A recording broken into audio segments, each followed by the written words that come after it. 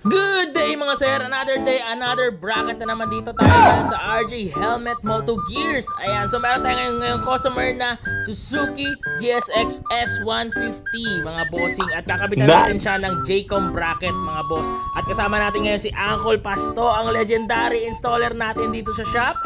Ayan, so ito yung bracket na ilalagay natin mga sir. Painted siya na bracket, plug and play mga bossing. Jaycom bracket na #1 din mga bossing. So yan, so kakabit natin yan. So may mga kasama na siyang matibay na bracket din mga bossing. Sa ilalim natin kalalagay yan.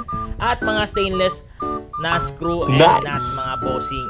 At sa video na to mga bossing ay makikita nyo kung paano natin ikabit ang bracket para sa Suzuki GSX S150 mga bossing. Ganyan na ganyan po ang kanyang pagkabit mga bossing. Ayan, so inuna natin muna yan sa baba. At ayan na mga boss, at tinulungan ko na si Uncle Pasto dyan na ilagay dahil hindi niya kaya mag-isa dyan.